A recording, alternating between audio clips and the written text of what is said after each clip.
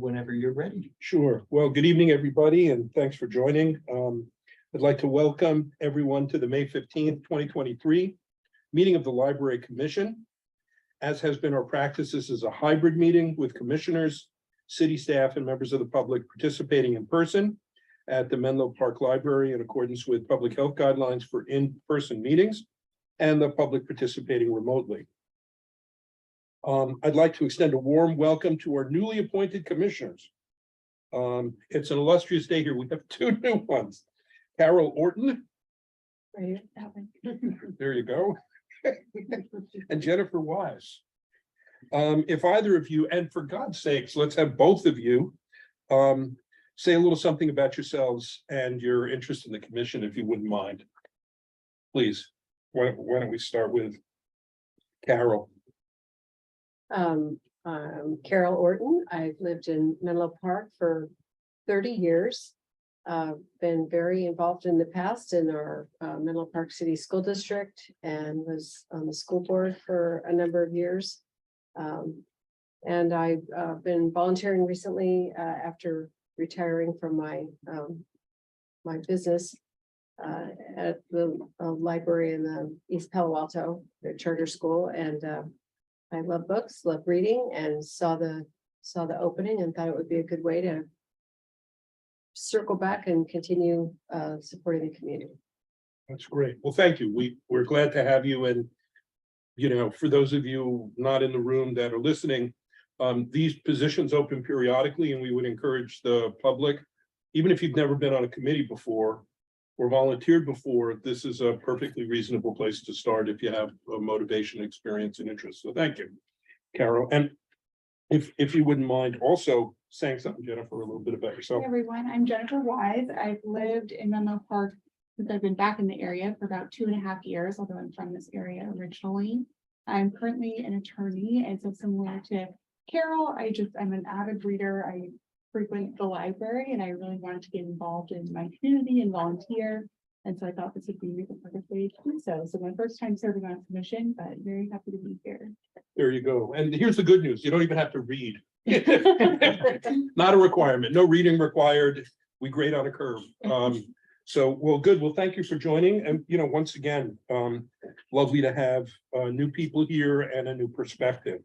So if it's okay with you, I'd like to go through everyone who's here today. If maybe we could go from that end and just confirm, Sure. please. Ada Chanraki, Terrific. Avneet Singh. Terrific. Thank you. Jennifer, Perfect. Steve Elikapudi. Terrific. Carol Orton.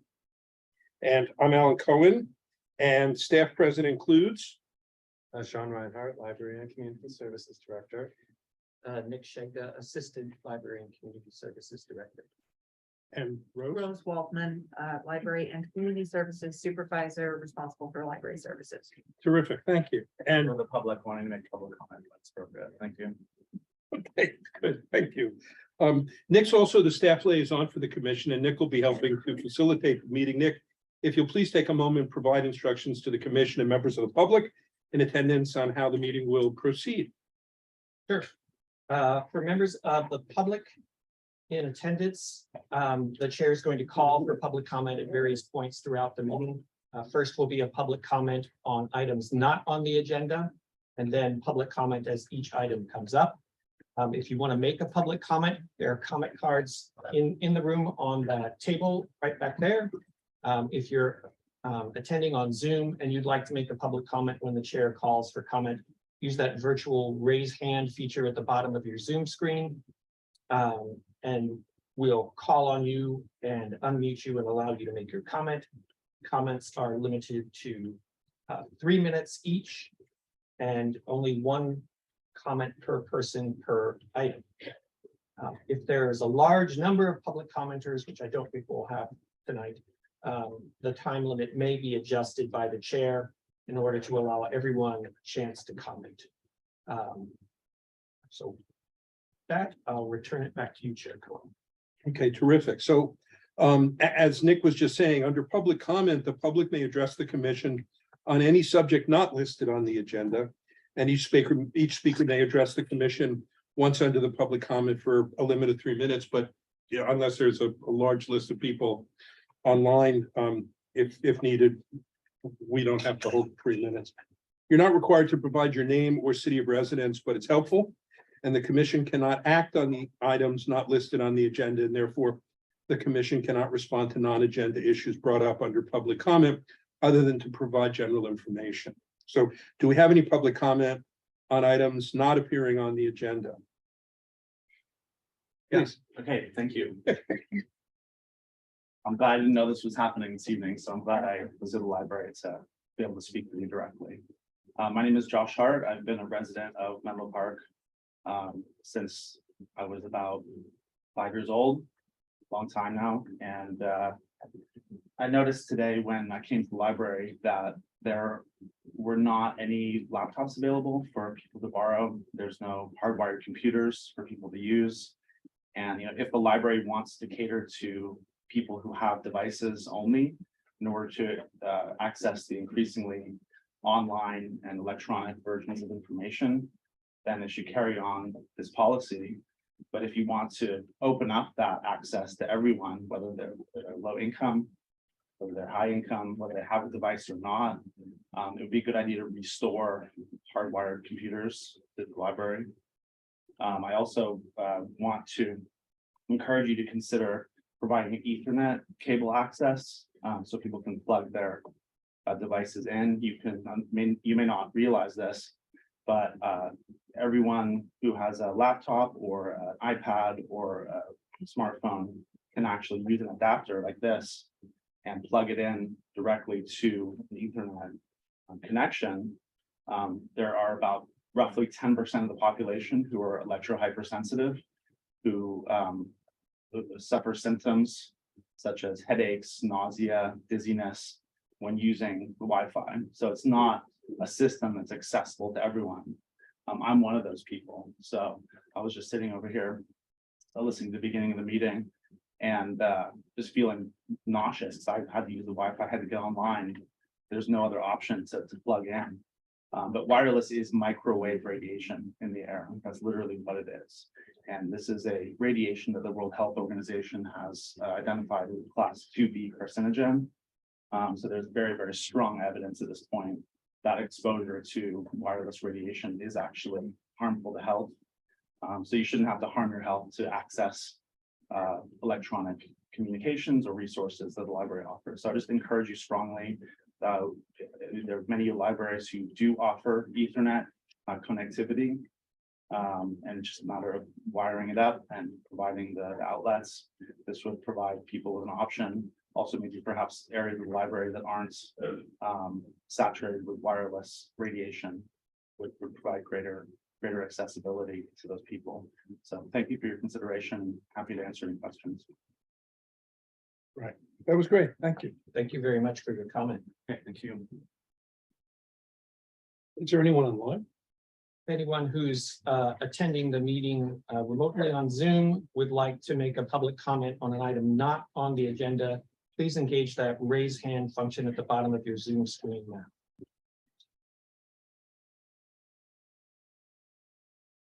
And seeing none. Back over to you. Okay. Chair Cohen. So under regular business, the library commission considers recommendations from city staff on policy matters or administrative actions that require library commission approval. We begin tonight with item D1, which was proposed program summaries for the Menlo Park Community Campus. The commission will be receiving a presentation on this item. I think Sean's going to be presenting it. If you would, please. Your step there, Sean. Yeah, Sorry, thank you. a lot of words. No problem. Good evening. So I think joining me on this presentation will be Mr. Chugda and Ms. Waldman. So I think we'll just dive right in. All this material is in, well, most of this material is in the staff report. We do have a couple of additional graphics. So if I can just ask to, Oh, that's interesting. Enable it. Thank you. Sorry, oh, you're in protected view there. You have to enable editing. it looked good on my screen. Microsoft Windows and stuff. Very good on my screen. All right, we'll try it again. My apologies.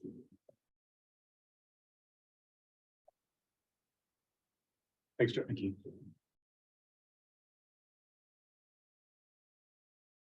That looks right. That's good. I'm reminded that we are in Silicon Valley. Yes, but it's, oh, there we go. Okay. There you Didn't go. like it at first. Okay. All right, so, just want to reiterate, who the MPCC will serve. As you know, this has been a long road of developing, the programming plans for the new facility. A lot of public input, including from the city council as well as the commissions and a working group of residents. And the MPCC obviously stands for Menlo Park Community Campus. That's the working name for the new multi-service facility under construction at 100 Terminal Avenue in Menlo Park, actually that way, it's over that way. And the programs and services in that facility are intended to reflect and prioritize the people who it's being built for, which are Menlo Park residents, especially Bellhaven residents, and in particular, those longtime Bellhaven residents who relied heavily on the services in the previous century. And this new facility can and should serve these residents with more meaningfully, with greater priority, and with even more responsiveness than the previous center did. So with that, I'll just orient you, and I know we have a couple of new commissioners here. Maybe Nick, you can collapse this a little wheelchair. I think if you hover up there. You can, Two computers. Oh, okay, all right, thank you. So it's a two-level facility. So we're looking at the sort of a dollhouse view of the first floor. The front entry is right here. Okay, so folks come in the front and they kind of are in this corridor. This area right here is where the children's library and a little outdoor terrace is located, and we're going to talk about that a little bit today. Also in this area is the youth center and a little playground behind it. The youth center is school age childcare, like after school and summer camps. Down this corridor, this area is like the senior center lounge space. And then a lot of the senior center activities happen up here, which is the main dining hall, because they do have the daily lunch program. There's some additional outdoor seating here. This area also can be used for other events that are large in scale or need access to the kitchen, this back of house area. Sort of an overlay showing a staff only area, but there is a commercial kitchen in this facility. What's not shown in this diagram, there's actually more stuff happening over here, which is a gymnasium. It's just not shown on this diagram. But just so you know, there's also a gymnasium, and then sort of in this vicinity here, there's an outdoor swimming pool. So that's the first floor. And if we go upstairs, and if we come up the stairs here, and then here's the second floor library space. That's for all ages, primarily adults, as distinct from the children's library, but all ages are welcome there. So the bulk of those collections are here. There's an additional conference room here. There is a kind of a teen zone here, which is its own room. Back in this area is where the maker space is located, and it also has an outdoor terrace, and we're going to be drilling into those areas a little bit tonight too. Just for your reference, this is open to below. This is where that gymnasium is located. Obviously, that's 2 stories high, so it's a gymnasium for basketball and whatnot. It's also a fitness room. This is like fitness equipment mostly, like the bicycles and treadmills and weights. And then there's like kind of a movement and dance studio. It's kind of set up to do dance classes and yoga. It's the quick view of the facility itself, but we're really going to be talking about some programming plans for the facility. The structure of each of these plans includes an overview, the overarching purpose and outcomes for the program, talks about the specific goals and tasks for each of those programs. Quick overview of the operations, kind of like the hours of operation and the hours that the staff are there. Also the resources that are needed for it, personnel, funding, equipment, we need data and so forth. And then the teams, partners, and community engagement that we're projecting will be involved in each. So without further ado, I think we're going to dive in. I'm going to just cover the senior center programs briefly. Oh, this is a nice rendering of what that outdoor terrace outside of the senior center dining hall would look like in the evenings. So that senior dining hall is kind of inside that area. But there's actually a little outdoor seating area as well as being constructed. So I'm going to just walk quickly through the senior programs. The main purpose here is to get comments, feedback, questions, suggestions from the Library Commission about the programming plans as they stand now. So I would say feel free to just kind of dive in as we go through. Since all of this is in the staff report and attachments, I won't read everything verbatim, but it's here just for reference. We're all looking at the same page. Primarily in the senior program, there's three main components. The first being the nutrition program. That's the core of the program. That's a weekday lunch service. The goal of which is to support the health and wellness of Menlo Park residents ages 55 and up to make sure they're getting their nutritional needs met. And so how that works is to provide a daily lunch service on weekdays. You can kind of see some of the main tasks associated with that. Is really involved around providing a daily food service that we prepare the meals on site, all the health permits and the kitchen staff and so forth that kind of come along with that. In addition, we do support a twice monthly grocery distribution through the senior center. This is primarily supported by Second Harvest Food Bank. They actually bring the food on pallets, and city staff kind of helps assemble food into grocery boxes from those pallets. We started doing it as a drive-through during the pandemic, and that's such a great model that we're kind of continuing that. So folks just drive up in their vehicles, no questions asked. We just put the box in their vehicle and then they take off. In some cases, we do have some homebound seniors. They really don't have access to a vehicle, can't come down. So we do arrange to deliver those groceries to them. And then all of our programs, we have like an evaluation component. So here's a little more information that I just described about the operations of it. It's just kind of here for reference. Next page. And then, here's that information about the resources that are needed for it. The program team. I'll just say on the program team, some of these folks are doing more than one program, but each program, this is just sort of like the team that's involved in it. So that's why we've got that here. Note that we do have one new team member that we're proposing to the city council for the new facility, and that is a nutrition specialist to really amp up sort of our understanding and planning around the nutritional elements of the meals that are being served. And I already mentioned the main partner, Second Harvest Food Bank. Samaritan Health also sometimes provides box meals. So that's the nutrition program. I'll stop there and see if there's a question. Yes. So my question is more about history. It sounds like this has been going on for a while. Is this program, as it's described, more expanded, different, or is it a continuation of something that you've been doing? Great question. So the Menlo Park Senior Center, I believe, has existed almost as long as the previous center existed, which I believe it was constructed in the 1970s, mid 1970s, at the same location. It had a senior center in it at that time. And yes, this is pretty much how the program was running before. The main expansion in the new facility is really around a much larger and better equipped kitchen that, by the way, is all electric and doesn't use there's no gas being used in this building at all. Much greater capacity in the dining room to accommodate more seniors. And then the nutrition component, we're really looking to kind of enhance that, in addition to ensuring that the meals that are served, we know the nutritional value of them, and we're thinking about the nutritional needs of the seniors. That component also would include an education piece of helping folks learn and get tips on how to prepare healthy meals that are affordable and easy to put together, not only for seniors but also for the families in the youth center. So that would be the kind of the expansion piece. And is it happening now during construction? Is it happening here somewhere? It is. Thank you for asking. So during the construction, obviously they can't be in that facility. So the senior center is currently temporarily operating out of the Arriaga Recreation Center, which is across the parking lot here. There is a little kitchen in that center. It's not very large, but they're able to produce up to 40-50 meals per day in that center. At full capacity, the senior center in the new facility, we expect it to have 90 to 100 meals a day.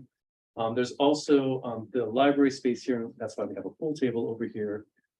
We do have some activities for the seniors happening here, like sewing classes, the pool table in the mornings, and some other activities. But all that will move back over to the new center when it opens next year. Great questions. Thank you. Anything else on the nutrition program? So then moving on. Oh, here's a picture of the lounge space. So including the famous.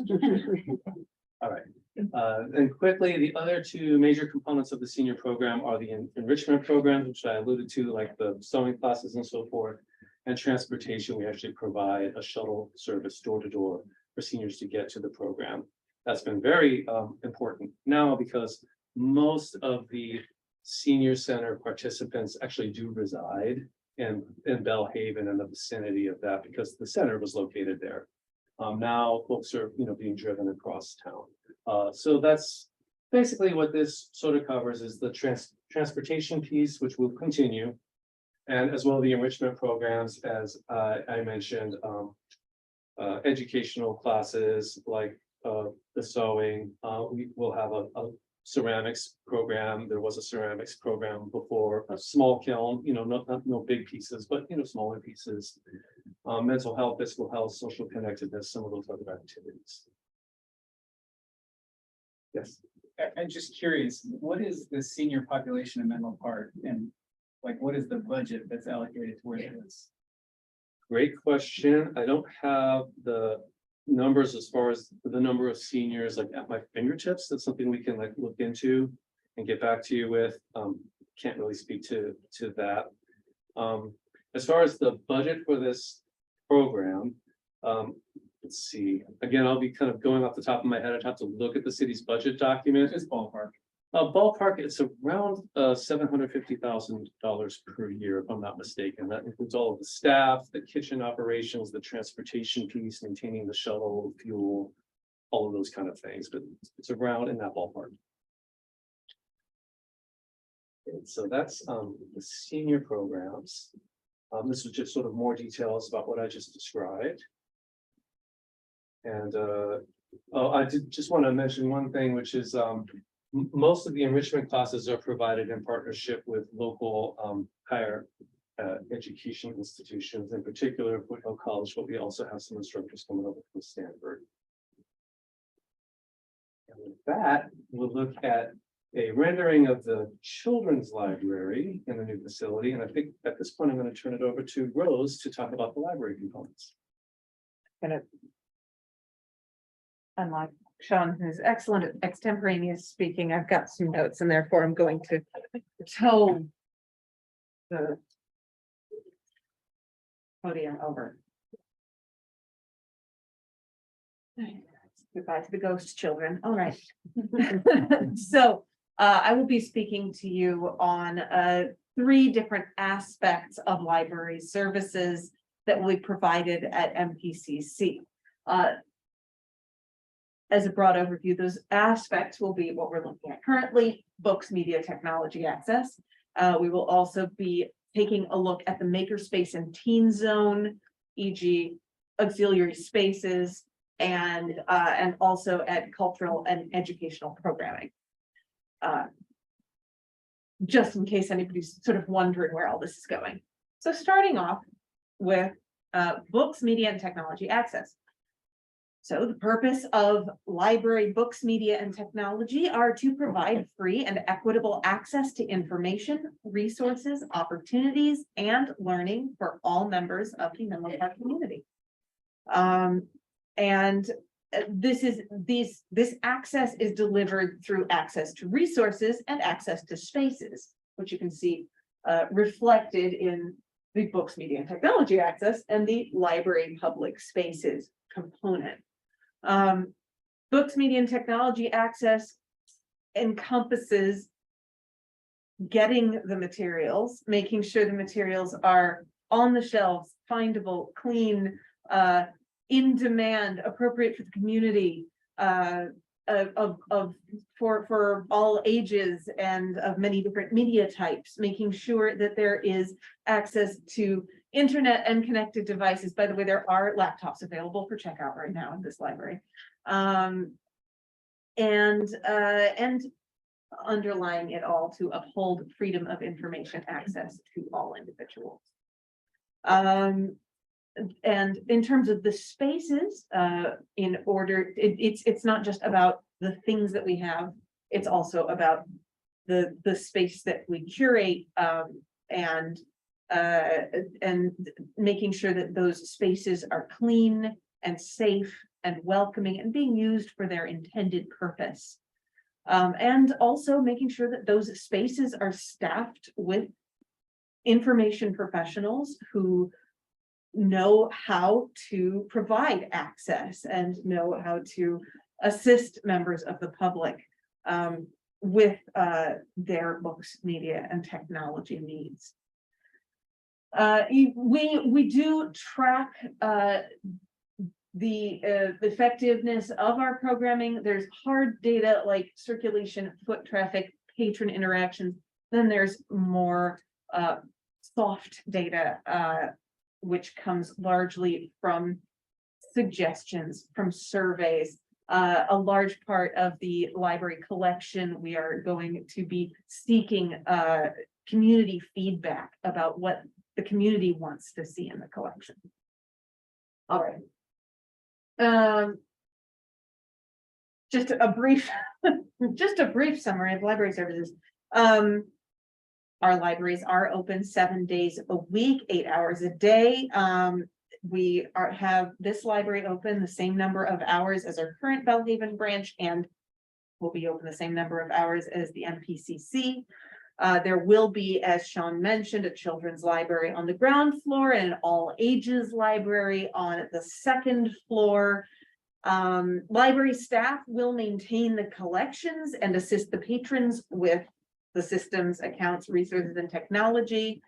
And MPCC books and media will be available for on-site pickup only. This is something that I went over the last time I spoke with some of you, but some of you weren't here last time I spoke with you, so I'm delighted to be able to mention it again. So the items at the MPCC will be available for on-site pickup.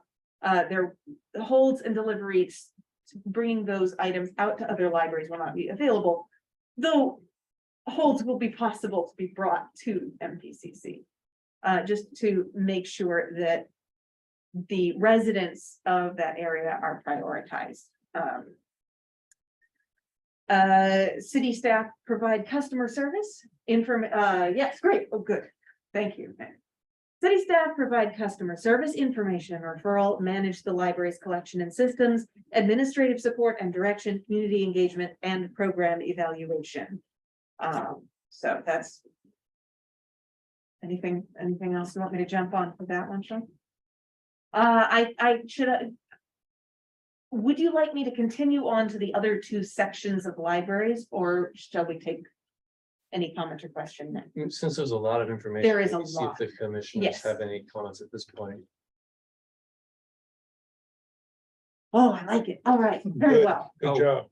Oh, great. One thing I might put in is that the Library and Community Services Department is going to be putting in a budget request to the city council for staffing for the new facility. And that Sean mentioned the nutrition specialist. There are 2 library positions Yes. as well in that request. That's true. Okay, well, now then I will elaborate on that just a little bit. I So- wasn't even- So similar to the senior center is currently operating at the Arriaga Center. And so mostly that, it's already existing and it's going to move into the new center. Similarly, the Bellhaven Branch Library is currently operating. We will just be moving out of the Bellhaven Branch Library and into the new facility when it opens. But the key difference here was a couple of key differences, but a key one is that instead of being just 1 floor, the new library will be on 2 floors. So we kind of double the staff just to sort of supervise the area. And in addition, there's some new elements being added, which Rose is going to Which- talk about. So that's really the reasoning for needing to request more staff, even though the library is currently operating out there. Yes.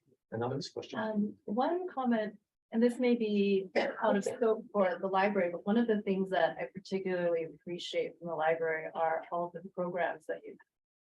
Right, whether it's the children's story times or, other things, and now I'm just sort of thinking with this big, new, beautiful space in addition to makerspace, I think there's just so much benefit from being able to provide that to the community, Absolutely. so. I completely agree with you. I'm gonna be getting to that after I talk about. Okay, wonderful. And I'd be, sorry, I didn't mean to cut you Oh, off. no, no, I'd no. love to hear more on all of the things that you love about. But yes, we will be getting to programming, absolutely. All right, so now you can see the envisioned makerspace along with the ghostly makerspacers.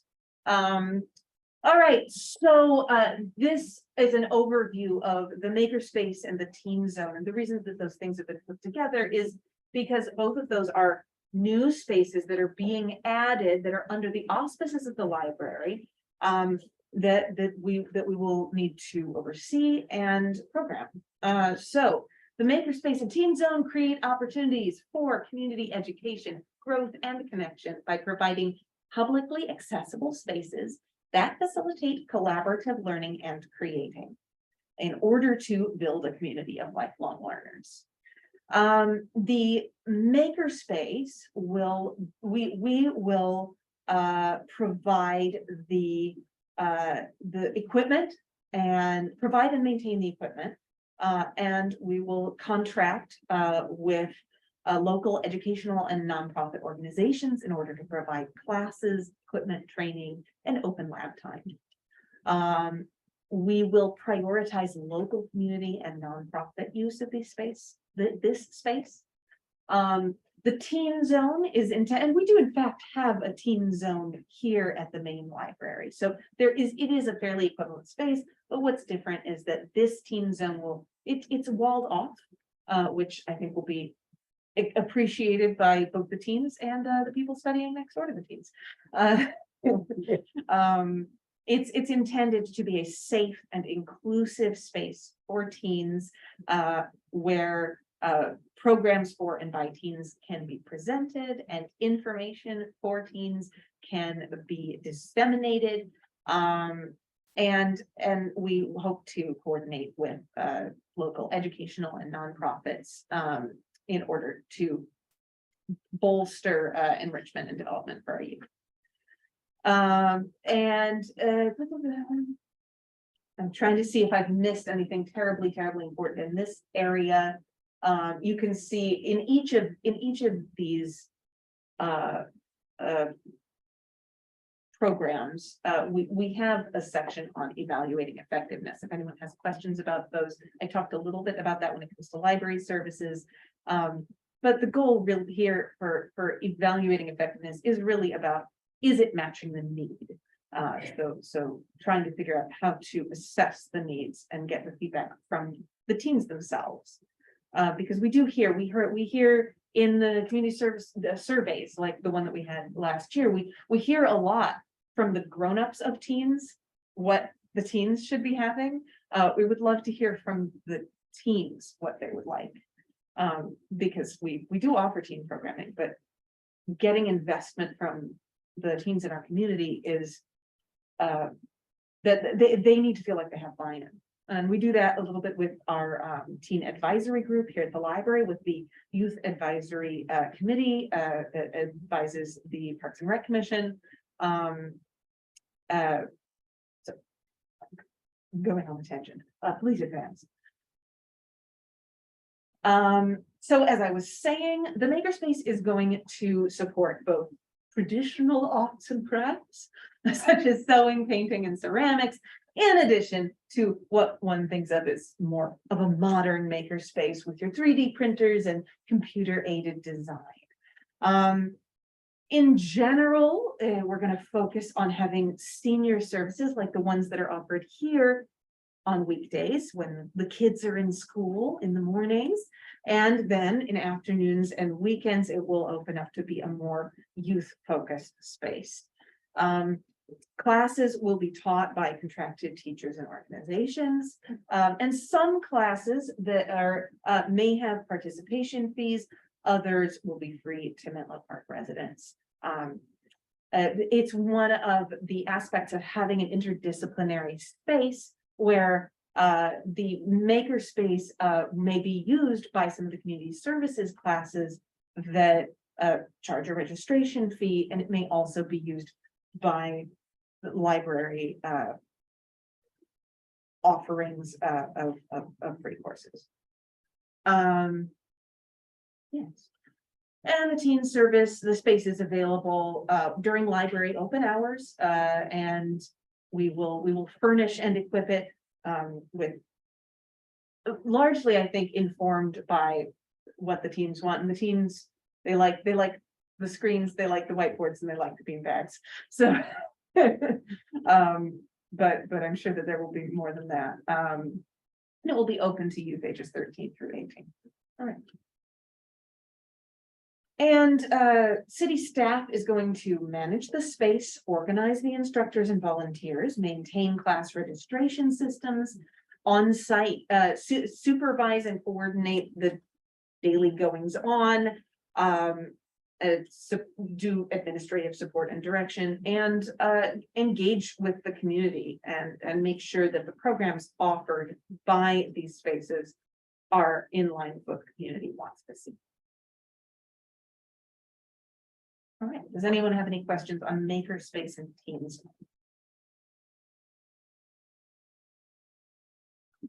Very well tonight. All right, moving on to cultural and educational programs.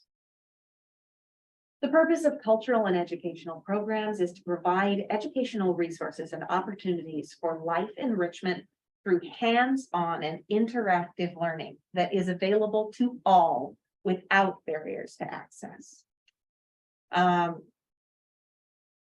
Yes, I just read the first sentence. I can read the second sentence if you'd like, but I think I'd like to advance the slide just a little bit.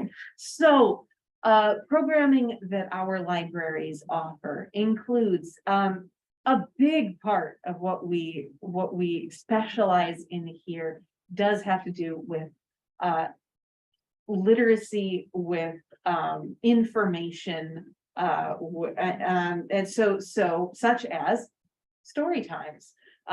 We provide story times that have a focus on early literacy, incorporating reading, singing, movement, and wordplay. We do provide our story times to the public at this location 3 times a week, and currently at Bellhaven once a week. I anticipate that Bellhaven Library is also a school library, and a big part of the reason why we only provide story time there once a week, part of it is due to lack of staffing, and part of it is due to it's a school library, and so it makes sense to have a story time there on Saturdays. Once we move into MPCC, we will be having the same number of story times here and there. So that will necessitate an increase in the certain staffing. We also provide educational programs with a particular literacy bent, including book clubs, trivia nights, book talks, English language conversation club. And we also provide programs with guest presenters. Many times those programs feature cultural entertainment, live performances, informational workshops. So we bring in those presenters as resources. So generally speaking, the library staff are going to staff programs that we have a specialty in. We've got a mental health resources night coming up tomorrow. I highly encourage all of you to come. It'll be lots of fun. We'll talk about mental health reading lists for teens, kids, and adults. We've got a couple of readings. It's going to be great. And that's something that library staff will staff because that's our subject specialty. But we also bring in subject specialists who specialize in lots of things to increase that opportunity for enrichment and education for our public. And overall, above all, we foster welcoming, safe spaces for participants. And I'm gonna read this whole section. We foster welcoming, safe spaces for our participants, especially people who identify within historically marginalized minorities, in which to share their lived experiences. Cultivating such spaces may include creating programs for identity-based groups that reflect the needs of the City of Menlo Park community members, and covering sensitive topics such as, but not limited to, gender, sexual orientation, race, mental and physical disability, and immigration status. So we put it first and foremost that we do feature programs that create safe spaces for everyone in our community, because libraries are for everyone.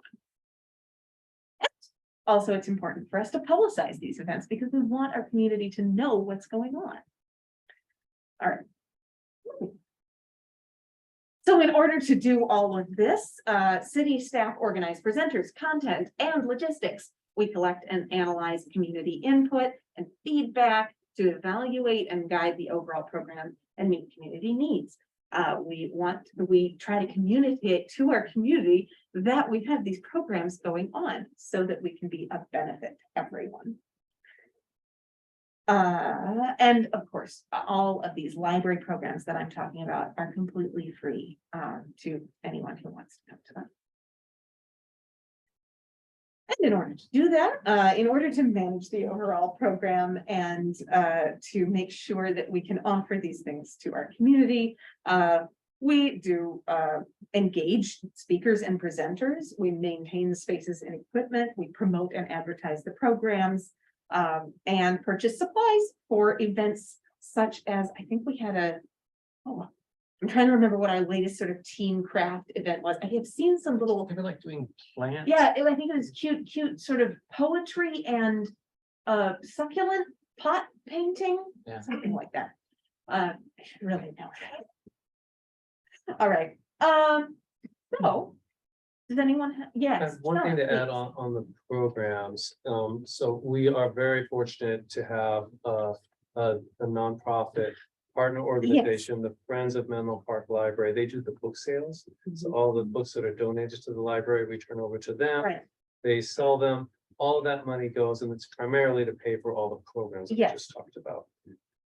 thank you, Sean, thank you To for the mentioning tune of that. about $120,000 per year. So all of those great programs. Our friends in the Menlo Park Library are amazing. They're incredibly dedicated volunteers. They are here many days a week, and they are absolutely integral to our operations because they do provide us the opportunity to engage lots of different kinds of programming. And they really enrich us in more ways than just selling books on Amazon. And at our book sales, which are lovely. Right? Any questions? All right, I have a quick question. absolutely. So I know for MPCC overall, there's a broader goal of trying to serve the Bellhaven community. Yes. And trying to be really more specific and tailored to that community. And so I'm just kind of curious as you think about the programming in terms of what types of speakers or events, like Mhm. what type of input have you gotten? From the community? Do you feel like you have enough of it and? I what are think you that doing we'll to be try to getting- make it more, We you will know, be getting specific? more of it in the next year as Okay. we lead up to opening. We do have programming going on at Bellhaven all the time. We find that the puppet shows do really well over there, that the musical performances do really well over there.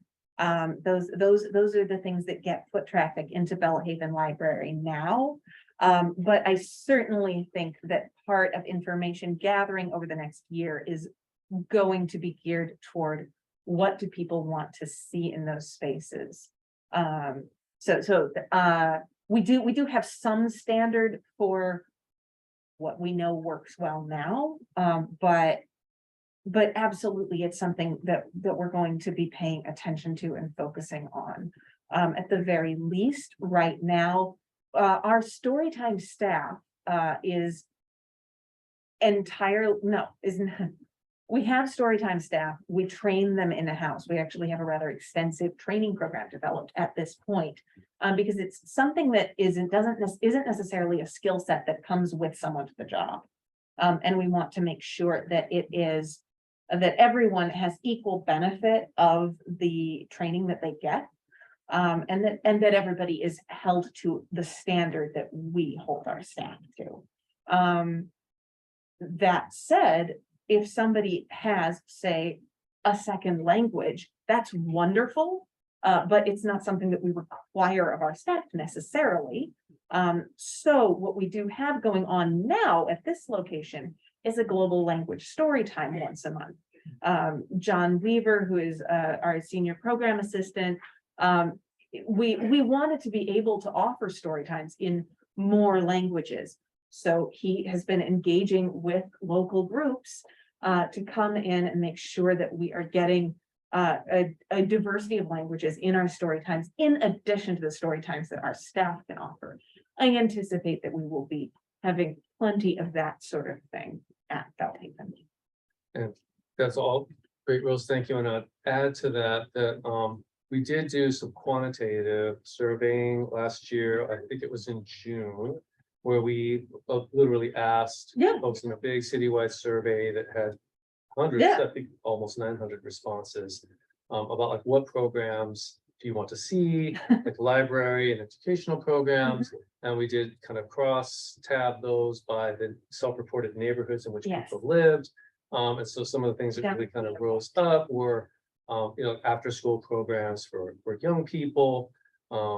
Certainly like civic engagement type programs, which we've actually been doing quite a bit the past year. So for example, the city's redoing its housing element, its environmental justice element. These are big planning documents that we send to the state as far as like where housing will be built and what type of housing and how will we address, the environmental impacts of like pollution and noise and all of those things. And also we saw in that from Belhaven residents in particular an interest in like job training, Yes, job skills that's type true. classes, which the makerspace we're looking at, kind of having a big component there. Certainly, thank So you for adding. we that, yeah. do also have like that information. That well was, as- that was in fact the survey to which I was referring. When I was talking Yes. about we hear a lot from grownups about what youth want. Yes, absolutely. And we are able to, as Sean says, sort of take a look at that data by where people live. So we will Yeah. be counting on that data as well. Got it. So it sounds like in this phase with this presentation, it's more about crafting at a high level. These are all the programs that we have and we'd like to earmark, budget You got it? for these programs. And then it'll be a future phase that we actually start getting into, actual drafts and program design, et cetera. So it's still Okay. pretty early. Yes. Okay. That's Yes, really with the helpful. new facility opening in roughly a year's time. So Mhm. that's exactly right. And bearing in mind that programming is always mutable. What we are offering now here at this library is different from what we were offering a year ago based on community interest, event attendance, and the prevalence of in-person versus Zoom or hybrid interactions. Thank you all very much. That was great, thank you. All right, if you don't mind, I'm gonna stay seated because I'm also running the slideshow, so it's, You want me to run this? no, it's okay. I don't need to stand up. I'll be fine. So I'm going to talk about the youth center in the MPCC. Currently, the city and the Library and Community Services Department run 3 child development facilities. One of them is the Menlo Children's Center, which you can see through the windows over there. That does preschool children, and then it has an after-school component. There's also the Belhaven Child Development Center, which is directly across from the branch library on Ivy Drive. Those are preschool age children. And then there is the youth center, which is school age childcare and child development after school. And during the summer in summer camps. So most of the kids who are attending the youth center are school-aged kids. A lot of them are from local schools in the Ravenswood City School District, but also from charter schools locally. They also bring in kids from other schools around the city. So what is the goal of the youth center? So they're supposed to provide a safe, a healthy, and an enriching classroom environment to support it's not just babysitting. They actually spend a lot of time doing things that are enriching, that help support school curricula, but also support socialization and the whole development of the children. So on this slide, you can see some of the main goals and tasks. The team now with the previous youth center being taken down for construction, the team now is probably got the worst end of the deal, and they're tucked away in a couple of portable buildings way back in the corner of Kelly Park. So that may be why you don't hear about them too much, but they're there and they're still providing childcare, child development services for those school-aged kids. They do a lot of curriculum support for the kids who bring their homework in, and they talk to the teachers. They provide snacks, and they also provide transportation from school and to programs during the school year. They run summer camps for K-5 kids during the summer, and also for rising 6th to 8th graders. That would mean 5th to 7th graders who are moving into 6th to 8th grade. I don't know why they call them rising, but I kind of like that image. They're like floating around. And those kids do a little more of a little more advanced development, team building, and learning to sort of prepare them for high school and volunteer and career opportunities. Please stop me at any point if you've got a question. Otherwise, I will rattle on and on. This just says that it is a licensed childcare facility. So there are various rules and regulations and standards that the operation has to meet. The capacity is 71 children. It operates 12 to 6, depending if there's early release days or not. A lot of the families who take advantage of the services at the youth center qualify for subsidies in their tuition. And that gives you an idea of what the rates are.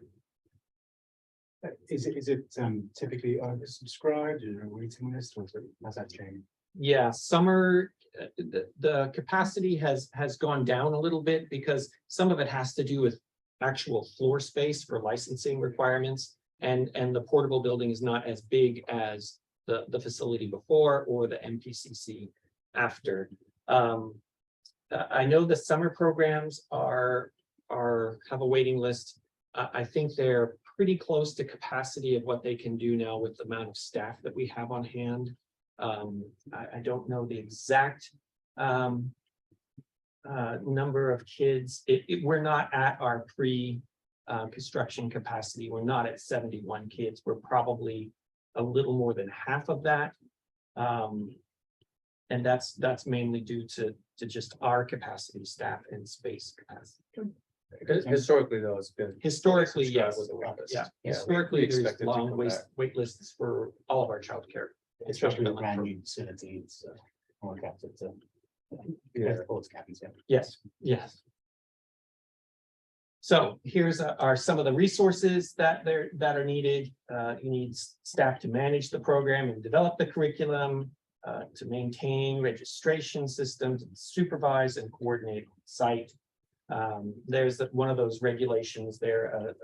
Title 22 is a childcare regulation for licensed childcare centers that say you have to have a certain ratio that you must maintain at any given time of 1 to 14 partners there.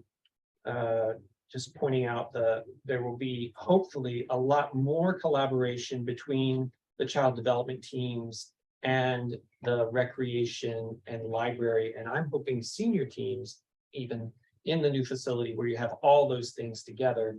If you remember back to an early slide from this presentation, the youth center is right next to the children's library. There are actually connecting doors, which are locked from the youth center side, so they decide when the doors open or not, as well as an outdoor play space and then a story time space adjacent to the children's library. So we're hopeful that there'll be some really nice synergies there during the day, and then after school time that the kids from the youth center will be able to take advantage of the pools, the gym, the big program room where the seniors are earlier in the day, but the maker space, and also Kelly Park and Kelly Field out there.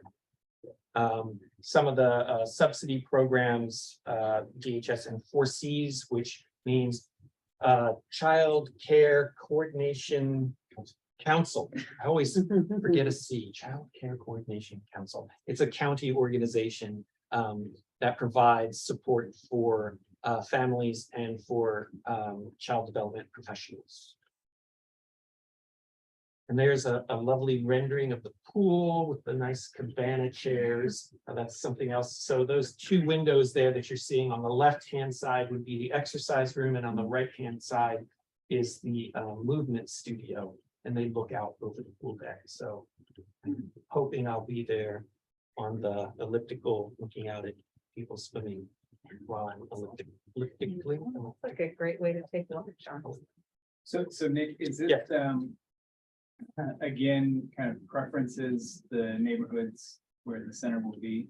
Yes, and in fact, most of the children who participate in the youth center right now are kids who attend the charter Beechwood School, which is right across the parking lot and will be even closer than the portable buildings now. But we also bring in kids from other schools in the Ravenswood City School District. I think probably 80 to 90% of the kids are either Bellhaven residents or attend school in the Bellhaven neighborhood. Don't quote me on that percentage, but that's off the top of my head. It's a very high percentage. And the youth center has been operating for decades, I think, out in the location and in the surveys and all of the community conversations up to this point. One thing that's really come to the surface, and I think the youth center is kind of right in the middle of it, is providing as much educational support and opportunity for neighborhood kids as possible. Yes. Just to be frank, a lot of the community conversation has really kind of gravitated around the real differences between, say, schools in the Menlo Park City School District and schools in the Ravenswood City School District. And just I think the term is achievement gap. I would characterize it in other ways, but it's a real thing. And so the youth center and the after school and summer enrichment and support that it would provide, and being adjacent to the library, makerspace, and all these other things, that the idea there is for this new center to really capitalize on those synergies, and really help those children during their out of school time to kind of close that gap, or at least somewhat. Absolutely. If I actually was just over at the portable units today, because one of the services that the library provides is that we provide the kids over at that after school center with a story time on Mondays. And that is something that the staff asked for, because a lot of those kids over there are not, we don't love putting should labels, but they're not reading where a lot of their peers who have a more advantaged background are reading. So one of the ways that we're trying to provide equity is an increased access to literacy programs like Storytime, by going over there and reading the books with the kids and having conversations with them about story and about the books themselves. So yes, everything that Sean's saying is accurate. Most of those kids are residents of the area and or go to school there. And it's a disproportionately kids of color. And which is, and they're so smart and so great to work with, and also such a handful. We had a great 45 minutes of excited interaction today. Just looking ahead, tonight is May 15th. You guys made the list. So there's a city council meeting next Tuesday, where this preliminary staffing and programming proposal will be discussed. The Parks and Recreation Commission next Wednesday will talk about sort of their section of the programming plan. So these sort of sheets that we made up for you and for the city council and for the public, the Parks and Rec Commission have their slice of the sheets to go over. Then June really turns towards the city budget, the budget workshop on June 1st. the public hearing on the 13th. We have another meeting scheduled for the 19th of June, where we'll be talking about some policy elements. And then the council has to approve their budget by the end of June. So Nick. In all of the presentation, I mean, it all sounds great, right? Like you want to add resources, you want to do all these great things. I imagine that when you present to city council, they're doing trade-offs, essentially, like you're proposing new staff, it's gonna cost money, we have to.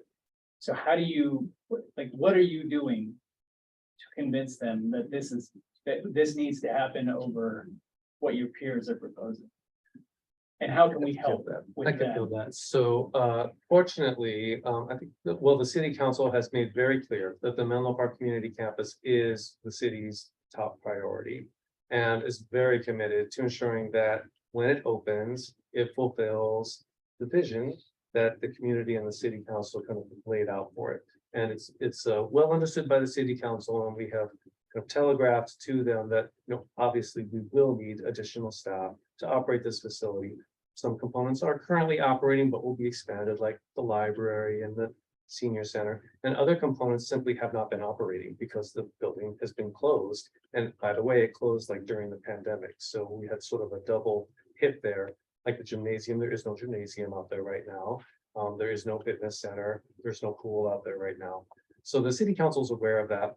I'll just kind of in broad strokes, just note that before the pandemic, so like the year 2019, the library and community services department, although it was two separate departments at the time, combined had 71 full-time equivalent personnel.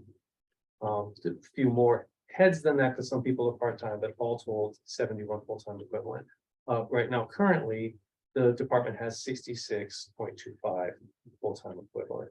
So when the new facility opens, we'll basically be restoring to the same kind of capacity as far as the number of facilities, the number of programs that we need to operate. And so our proposal to the city council will be essentially to restore to that level, plus a little bit more, because this new facility has a little bit more. So we will be proposing 6 new full-time equivalent, and in addition, around $1 million in additional expenses, which would be offset by around $750,000 of revenue, primarily from like the facility rentals, the recreation classes. Some of them do charge fees.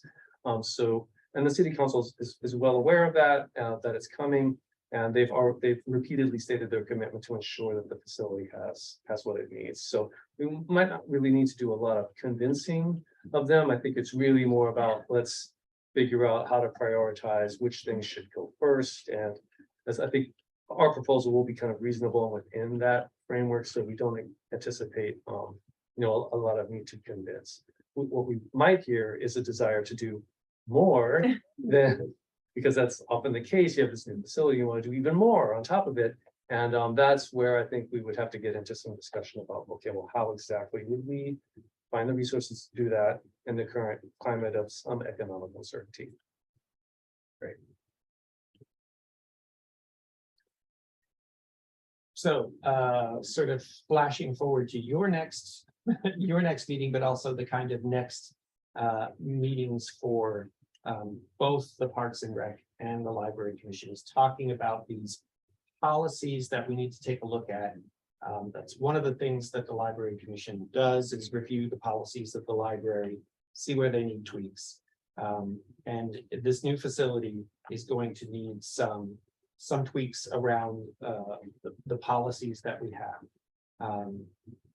For instance, it's going to be a resource center for emergency in case of an emergency, a cooling center, or with power outages, which we experienced all of over the last 6 to 8 months, and used the library facilities for cooling centers for people who lost power during the big storms. But just sort of developing those things and nailing down. And then some of the other tennis court things, I don't think you guys probably have to worry about too much. And some new things that we have to develop are these, the idea of how do we make this how do we make this facility for the community that it's located in? I think there's a real, there's some, I hear behind some of the public comments and some of the questions that we've been asked as the facility has been designed and constructed, a fear that this wonderful shining new building wasn't being built for the people of the neighborhood where the building was located. And so we have to work hard to make sure that neighborhood residents can get access to it, feel like they belong there because it is for them. And then some other things like there's a community art gallery in the space, developing local author and local history collections, which is something that was of great interest to the working group with the city council and also neighborhood residents. Shelter activation, energy efficiency and conservation. The building is designed to be a net zero energy building. And just on the neighborhood prioritization piece, because I've been in Vision now for 2 years, that has been going for you. Is that something you'll be doing relatively soon? Or closer to the time? Because I think it's going to take a lot of conversation and socialization with community members. The sooner we can do it, no particular problem beyond that, potentially we can add it to an agenda item at some point to start thinking through and discussing it. Just it'll take a lot of back and forth, I think. For sure. So the policies, we're actually going to kick off that conversation with the commissions in June. So that's next month's meetings. There's been a little bit of work around the neighborhood prioritization. For the library, for example, Rose mentioned that we're already planning that the materials in the library will not be requestable to be delivered out to other libraries, because the concern is they would just be gone by other requesters throughout the county. Most of that, I think, apprehension, it is kind of around some of the other spaces. For example, like who gets to use the gymnasium? Is it local kids who can come in and play a game and pick up basketball? Or is it being like rented out to, high-powered leagues that, you have to pay several $100s just to participate? So, how do we sort of balance? Obviously, it's a community facility and a big gymnasium, and you want to make it accessible for some leagues, but you certainly don't want to displace that resident access, and sort of have a policy around that.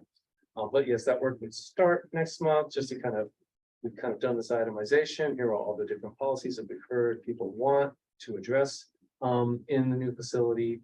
And I would say around by the fall, we want to have wrapped up that work and have actual policies that have been really established, because then we really do need to pivot to just preparing the logistics of actually opening and staffing the facility.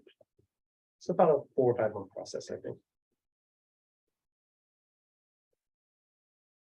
And a picture of a car park to finish on. But you'll notice there are those lovely solar panels over the parking there. Those panels, as well as panels on the roof of the building, will be providing energy, and I think the top of the building, even some heating for the pool water. And since we're at the parking lot, there was a parking lot item that I wanted to return to from earlier. And the question was, what is the senior population in Menlo Park? So I was able to get that information during the remainder of the presentation. So as of the 2020 census, the total population in Menlo Park was 33,780. It's probably fluctuated a little bit, but that's probably pretty close today. And of that, 14% were ages 65 and up. Which The library will be closing in 20 minutes. If you have anything you'd like to check out, please bring it to the front now. Restrooms will be closed in 10 minutes. We do not need to be wrapped up by that time. I've instructed staff to escort the public out and close the doors, but not to set the alarm. And we have another exit right here. It's about 4,700 people in Menlo Park over the age of 65.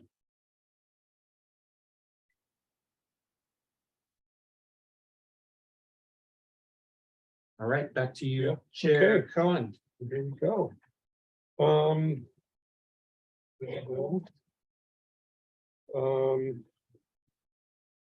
Let's see, do we have any public comment on this item? At this time, if you'd like to make a public comment on this item, please notify us by using the raise hand feature at the bottom of your Zoom screen. You're here in person. You can fill out a comment card at the back of the room. And seeing no public comment, back to you, Chair Coe. So any commissioners, would they like to have any comments or for some reason it says motion to approve the minutes? But this really weren't minutes here, were they? Oh, no, I'm sorry, that's an error Okay. for me. That's the next item. Okay, sounds good. So any other additional questions or things you want to comment on? I think we've exhausted this. Okay, good. So, so I think this is a little off, Nick. I think, are we gonna take a, here you go. Oh, okay, I'll trade you. yeah, because it kind of cut off. So we're here. Approving the minutes, thank you. So I think we need to approve the minutes from our last meeting, which was March 6, 2023. Do we have any public comment on this item? This point, if you'd like to make a comment on item D2, approving the library commission minutes from the March meeting, please use that raise hand function at the bottom of your Zoom screen. If you're here in person, please indicate to staff and fill out a comment card. Seeing no requests for comment on the minutes, back to you. And any comments from anyone on the commission regarding the minutes? Or can we move forward to approve the minutes from the last meeting? Not hearing any comments. Do I have a motion to approve minutes from our last meeting? Motion. Terrific. And anyone to second that? Second. Terrific. We have a second and a third. We only need two. There you go. It's accepted. So the motion on the floor is to approve the library commission meetings from their March meeting. I'm gonna do a verbal roll call just for the folks on Zoom. So I'll try to go in alphabetical order if I can. Show off. Well, I don't know if I'll be able to because I've got new commissioners now. So I think it's Commissioner Chen Recky. I think you are first. How do you vote? Right. And Commissioner Orton, how do you vote? Approve. And Vice Chair Singh, how do you vote? And Commissioner Velagapudi, how do you vote? Approve. And Commissioner Wise, how do you vote? Approve. And Chair Cohen, how do you vote? A lot of pressure. Approved. The motion passes unanimously. Thank you. All right, good. So I think. Okay, selecting a new chair and vice chair. Oh, my goodness. We'll now move to item D3, the selection of a new commission chair and vice chair. Assistant LCS Director Nick will introduce this item. So in May of every year, we select a new chair and vice chair. At our March meeting previously, hopefully in an effort to make it less of a mud fight of who would be chair and not chair, we decided the commission approved sort of following the procedure that the city council takes. And the procedure that the city council takes is the longest serving council member who has not been mayor is mayor, and then the next person in line is vice mayor. So if we were to follow that, procedure, then Vice Chair Singh would become chair and Commissioner Velagapudi would become vice chair. However, that's up to you guys to decide who you would like to select as chair and vice chair, and any of the commissioners could be chair or vice chair. So I'll stop there and see if you have any questions before we do public comment on the item, and then we can discuss. No pressure. Oh, is this a time where we can also make comments or only questions for? Usually we take public comment before we sort of discuss, Yeah, maybe take before we the comment start to first. chew on it. So So do we have any public comment? at this On point, this if you would item. like, if anyone would like to make a comment on item D3, selecting the new chair and vice chair of the commission, please use that raise hand function at the bottom of your Zoom screen. You're here in the library, holding very still so that I can't see you. Then raise your hand so that we can recognize you for your comment. I'm seeing no comment online, so back to you. Okay, so would a commissioner like to make a motion to select the new chair and vice chair? And I guess this would be the sort of venue for which to open up the discussion. Yeah, I mean, I read the pre-brief for this meeting. And I saw that I had been suggested and preordained as the next chair. Yeah, unfortunately, at this point in time, it's I'm a little busy and I don't want to shortchange the commission, so I don't think I will be accepting a nomination to be the chair. And I think any one of my esteemed colleagues can be the chair.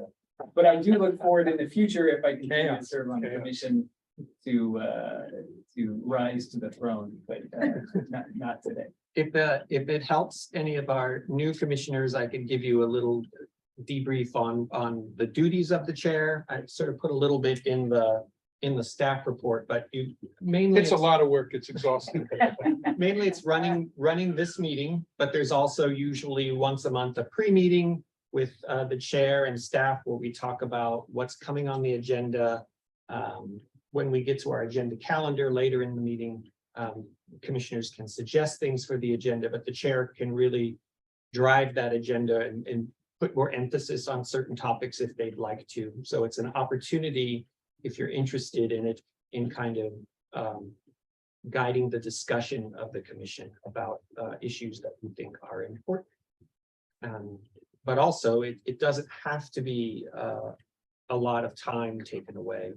And there is a vice chair to back up and run a meeting. If you're not here. Yes, I mean, I've fallen back on my vice chair for coronations, selection of swatches for the new facilities, all that kind of thing. It's a lot. I count on you a lot. I know you, I imagine you're exhausted. Yeah. So are you okay with, would you be okay with being the commish? Yes, I wasn't You're expecting it, okay? but You're yes. okay with that? I think so. I think I'm the longest serving member in the department. Yeah. So I think so, yes, yes. Okay.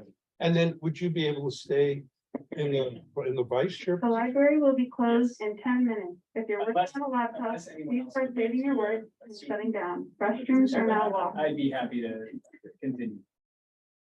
Okay, cool. And how long can a vice chair stay a vice chair? Is there a problem with?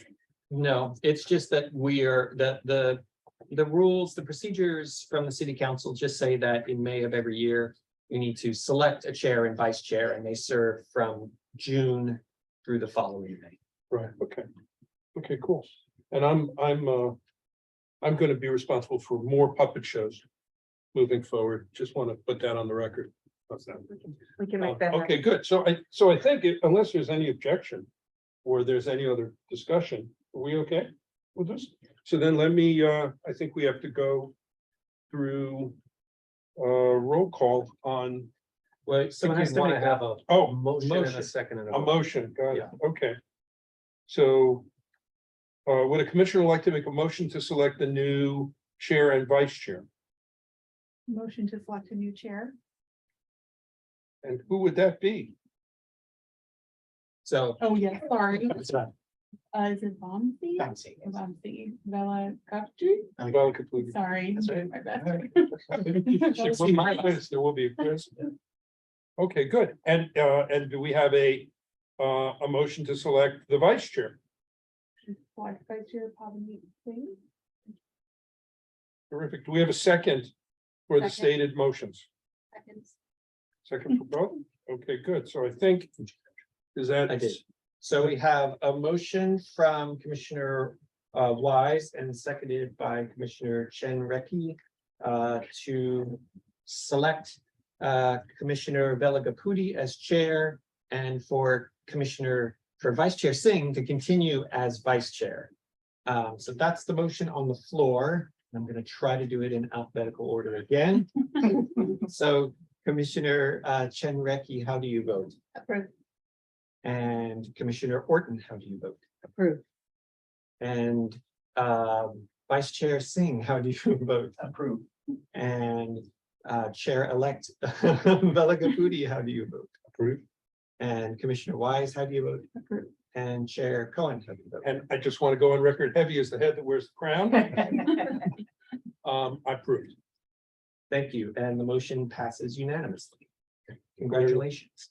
There you So go. the chair and vice chair will I think I'm being. we'll start serving next month at the June meeting, and I'll reach out to you to talk about a planning meeting. They're usually brief, about a half an hour tops to talk about the agenda.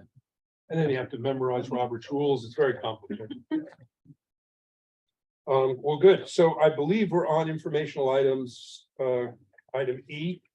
Informational items are transmitted to the Library Commission and staff's effort to provide an update on matters of importance to the commission. Informational items are not action items.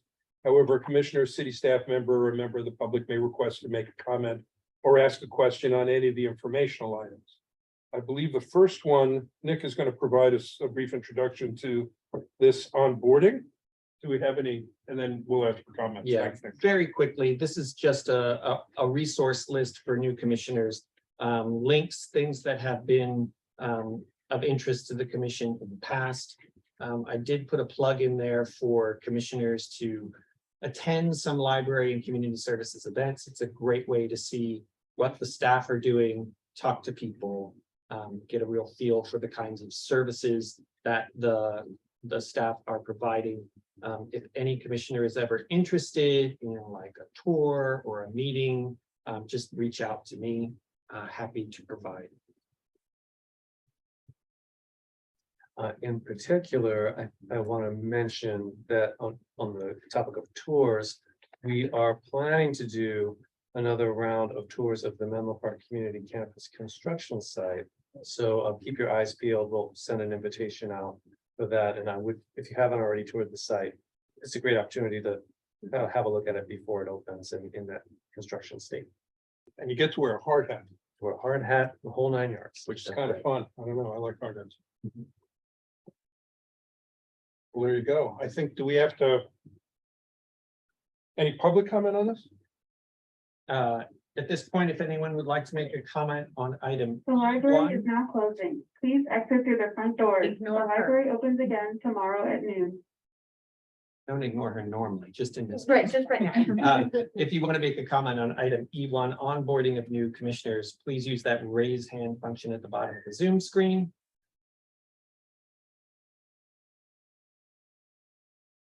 And seeing none. Okay. Any questions or comments from the commission, from membership? Nope. Okay. E2, tentative agenda calendar for the remainder of the year, I guess. Were you gonna, Nick, was there anything here you wanted to mention? Yeah, it gets quite tentative towards the end of the year, as you can see. Second here, there we go, lost my cursor. We lost our last meeting because we had a lack of quorum, not from the library commission side, not to throw anybody under the bus. You can see we're queuing up next month for work plan update. We have a work plan that we develop every year, usually ties in with department goals and with city council goals.